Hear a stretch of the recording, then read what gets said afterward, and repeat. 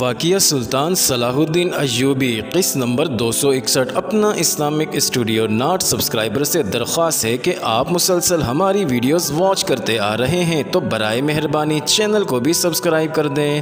ناظرین، اب چلتے ہیں فاطمہ اور افتانون کی محبت کی جانب۔ میں افتانون سے شادی کرنا چاہتی ہوں، فاطمہ نے کہا۔ ایسا ہی ہوگا، سلطان ایوبی نے کہا، لیکن شادی دمشق میں ہوگی۔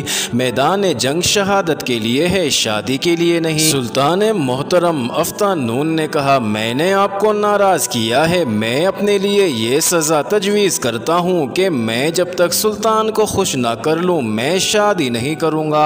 اس نے فاطمہ سے کہا، تم سلطان کے حکم کے مطابق دمشق چلی جاؤ، وہاں تمہارے رہنے کا اچھا انتظام ہے، تمہاری شادی میرے ساتھ ہی ہوگی۔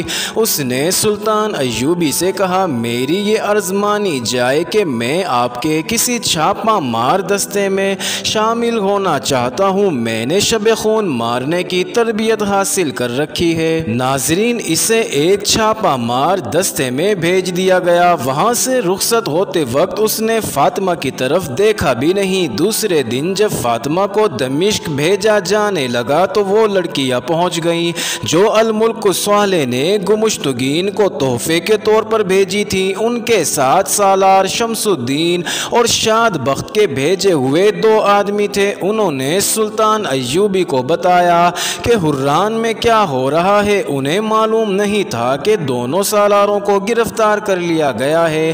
لڑکیوں نے سلطان ایوبی کو اپنی کہانی سنائی۔ کیا آپ کو معلوم ہے کہ فلسطین کے مسلمان آپ کی راہ دیکھ رہے ہیں؟ ایک لڑکی نے کہا، وہاں کی لڑکیاں آپ کے گیت گاتی ہیں، مسجدوں میں آپ کی دعائیں مانگی جاتی ہیں۔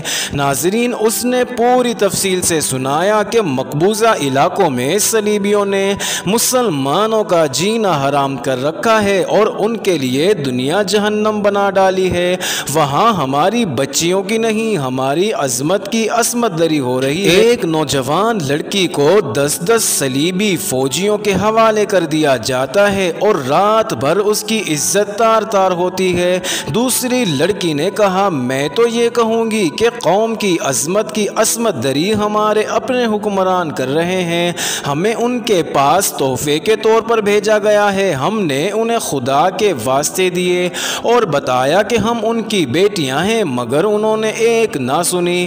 انہوں نے ہمیں ایک دوسرے کی طرف تحفے کے طور پر بھیجنا شروع کر دیا۔ فلسطین کے راستے میں بھی وہی حائل ہیں۔ سلطان ایوبی نے کہا، میں گھر سے فلسطین پہنچنے کے لیے ہی نکلا تھا، مگر میرے بھائی میرا راستہ روک کر کھڑے ہو گئے ہیں۔ تم اب محفوظ ہو۔ ایک لڑکی پہلے بھی یہاں آئی ہے، اسے دمشق بھیجا جا رہا ہے، تم بھی اسی کے ساتھ دمشق جا رہی ہو۔ ہم اپنی عصمت کا انتقام لینا چاہتی ہیں۔ ایک لڑکی نے کہا، ہمیں یہیں رکھا جائے اور ہمیں کوئی فرض سونپا جائے۔ ہم اب کسی حرم میں یا کسی گھر میں قید نہیں ہونا چاہتی۔ ابھی ہم زندہ ہیں، ابھی صلاح الدین ایوبی کے بازو موجود ہیں۔ سلطان ایوبی نے کہا، تم دمشق چلی جاؤ، وہاں تمہیں کوئی قید نہیں کرے گا۔ وہاں لڑکیاں کئی اور طریقوں سے ہماری مدد کر رہی ہیں، وہاں تمہیں کوئی فرض سونپ دیا جائے گا۔ لڑکیوں کو رخصت کر کے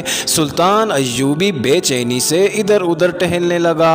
اس وقت حسن بن عبداللہ اس کے ساتھ تھا۔ سلطان ایوبی نے کہا، مصر سے ابھی کمک نہیں پہنچی، اگر تینوں فوجیں ہم پر حملے کے لیے آ گئی تو ہمارے لیے مشکل پیدا ہو جائے گی۔ معلوم ہوتا ہے کہ دشمن کو معلوم نہیں کہ میرے پاس فوج کم ہے اور میں کمک کا انتظار کر رہا ہوں۔ اگر ان کی جگہ میں ہوتا تو میں فوراً حملہ کر دیتا اور دشمن کی کمک اور رسد کا راستہ بھی روک لیتا۔ مصر سے کمک آ رہی ہوگی۔ حسن بن عبداللہ نے کہا، محترم العادل، ایسے تو نہیں کہ وقت ضائع کریں گے۔ مجھے یہ بھی یقین ہے کہ دشمن نے ہماری کمک کا راستہ روکا ہوا نہیں ہوگا۔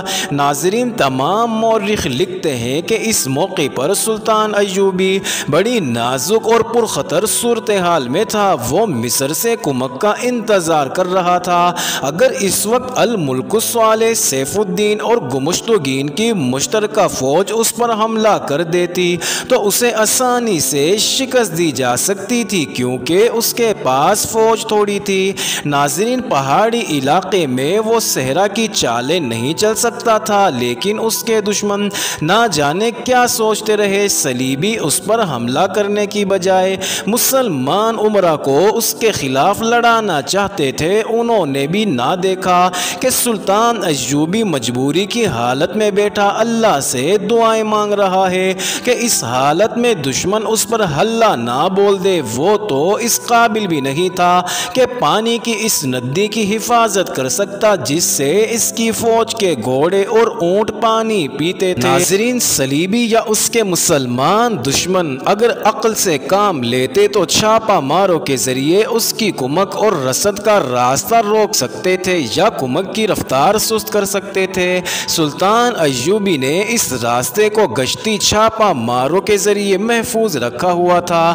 ناظرین، قاضی بہاؤالدین شداد جو اس وقت کا عینی شاہد اور مبصر ہے، اپنی یادداشتوں سلطان یوسف یعنی صلاح الدین ایوبی پر کیا افتاد پڑی میں لکھتا ہے، اگر خدا انہیں یعنی دشمنوں کو فتح دینا چاہتا تو وہ سلطان ایوبی پر اسی وقت حملہ کر دیتے، مگر خدا جسے ذلیل کرنا چاہتا ہے وہ ذلیل ہو کے رہتا ہے۔ انہوں نے سلطان ایوبی کو اتنا وقت دے دیا کہ مصر سے کمک پہنچ گئی۔ سلطان نے اسے اپنی فوج میں مدغم کر کے اپنی مورچہ بندی کو نئی ترتیب دے لی اور حملے سے پہلے اس نے تمام تر گھوڑوں کو پانی پلایا اور پانی کا ذخیرہ بھی کر لیا۔ سلطان ایوبی کی بے چینی کا یہ عالم تھا کہ رات کو سوتا بھی نہیں تھا۔ اس نے جہاں جہاں اپنی مختصر سی فوج مورچہ بند کر رکھی تھی وہاں جاتا، غور کرتا اور اپنی اسکیم کے مطابق یقین کر لیتا تھا کہ اس کے یہ تھوڑے سے سپاہی دشمن کا حملہ روک لیں گے۔ قرون حمات میں جہاں ایک پہاڑی سنگوں کی طرح دو حصوں میں بٹ جاتی تھی، اس نے دشمن کے لیے پھندا تیار رکھا ہوا تھا، مگر اس کا مسئلہ یہ تھا کہ اس جگہ اتنی تھوڑی نفری سے وہ صرف دفاعی جنگ لڑ سکتا تھا۔ ناظرین، جوابی حملہ جو جنگ کا پاسا پلٹنے کے لیے ضروری ہوتا تھا ممکن نظر نہیں آتا تھا۔ اس کے جاسوسوں نے اسے یہ بھی بتا دیا تھا کہ صلیبی کوشش کریں گے کہ مسلمان امراء کو سلطان ایوبی کے خلاف اس طرح لڑایا جائے کہ جنگ طول پکڑ جائے تاکہ سلطان ایوبی پہاڑی علاقے سے باہر نہ نکل سکے اور محصور ہو کر دفاعی جنگ لڑتا لڑتا ختم ہو جائے۔ اس کے جاسوس اسے یہ نہیں بتا سکتے تھے کہ 9 فدائی اسے قتل کرنے کے لیے آ رہے ہیں۔ اس کی نظر اپنی جان پر نہیں میدان جنگ پر تھی۔ اس نے دیکھ بھال کے لیے دور دور تک آدمی پھیلا رکھے تھے۔ اس سے دوسرے ہی دن حران سے سلطان ایوبی کا ایک جاسوس آیا جس نے اطلاع دی کہ سالار شمس الدین اور سالار شاد بخت کو قید خانے میں ڈال دیا گیا ہے کیونکہ انہوں نے قاضی ابن الخاشب کو قتل کر دیا ہے۔ جاسوس کو قتل کی وجہ کا علم نہیں تھا۔ سلطان ایوبی کے چہرے کا رنگ بدل گیا۔ ان دونوں بھائیوں کے ساتھ اس نے بہت سی امیدیں وابستہ کر رکھی تھی۔ اسے معلوم تھا کہ گمشتگین کی فوج کی کمان ان دونوں کے ہاتھ میں ہوگی اور ان کی فوج لڑے بغیر تتر بتر کر دی جائے گی۔ ناظرین، جاسوس نے یہ اطلاع بھی دی کہ اب میدان جنگ میں فوج کی کمان گمشتگین خود کرے گا اور یہ بھی کہ وہ اپنی فوج مشترکہ کمان میں دے رہا ہے۔ حسن بن عبداللہ سلطان ایوبی نے کہا، یہ دونوں بھائی زیادہ دن قید میں نہ رہیں۔ اس آدمی یعنی جاسوس سے معلوم کرو کہ حران میں اپنے کتنے آدمی ہیں اور کیا وہ ان دونوں سالاروں کو قید خانے سے فرار کرا سکتے ہیں۔ مجھے ڈر ہے کہ ان دونوں کو گمشتگین قتل کرا دے گا۔ اس سے پتہ چل گیا ہوگا کہ یہ دونوں سالار میرے جاسوس ہیں۔ میں انتظار نہیں کر سکتا کہ حران کو جا کر محاصرے میں لوں اور قلعہ سر کر کے انہیں رہا کراؤں۔ بیشتر اس کے کہ گمشتگین کوئی اوچھا گھٹیا فیصلہ کر بیٹھے، انہیں اس کے قید خانے سے آزاد کراؤ، میں 2 سالاروں کے لیے اپنے 200 چھاپا ماروں کو مروانے کے لیے تیار ہوں۔ حران میں اپنے آدمیوں کی کمی ہو تو یہاں سے چھاپا مار بھیجو،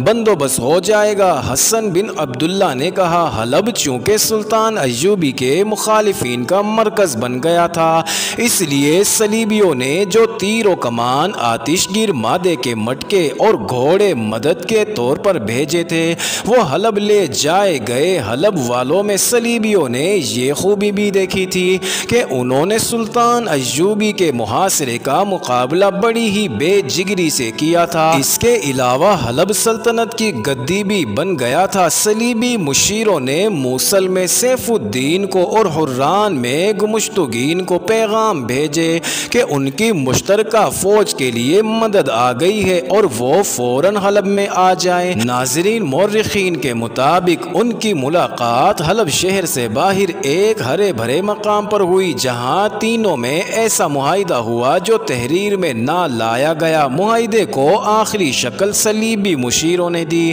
ناظرین، اب چلتے ہیں دوسری جانب۔ اس وقت موصل کے قید خانے میں خطیب ابن المخدوم حسب معمول دیے کی روشنی میں بیٹھا قرآن پڑھ رہا تھا۔ اس کی بیٹی سائقہ اسی مکان کے ایک کمرے میں تھی جہاں اسے تھیلے میں ڈال کر لے جایا گیا تھا۔ جس باڈی گارڈ کو اس کے ساتھ پکڑا گیا تھا وہ دوسرے کمرے میں بند تھا۔ اس مکان میں ان کے صرف 2 آدمی تھے جو سائقہ اور باڈی گارڈ کو اٹھا لائے تھے۔ ان کے باقی ساتھی قید خانے کی دیوار کی باہر کی طرف لگے کھڑے تھے۔ دیوار کا بالائی حصہ قلعے کی دیوار کی طرح تھا جس میں مورچے سے بنے ہوئے تھے۔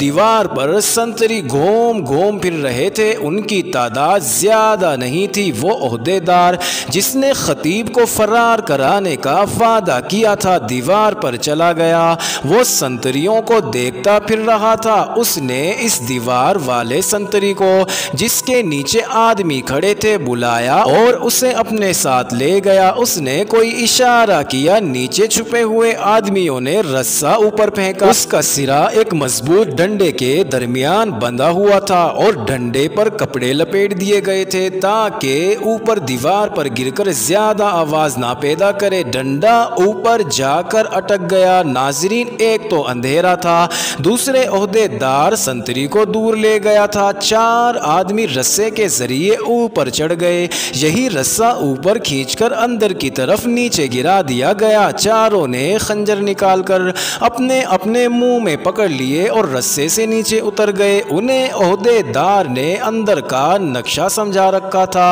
اندر کچھ روشنی تھی، کہیں کہیں مشعلیں جل رہی تھی۔ کوٹری کی ایک قطار کے آگے برآمدہ تھا جس میں ایک سنتری ٹہل رہا تھا۔ ناظرین، یہ چاروں چھپ گئے۔ سنتری ان کی طرف آیا تو ایک آدمی نے کہا، ادھر آنا بھائی۔ وہ جو ہی ادھر گیا 2 آدمیوں کی گرفت میں آ گیا۔ دل پر خنجر کے 2 وار کام کر گئے۔ چاروں آدمی چھپ چھپ کر آگے بڑھ رہے تھے۔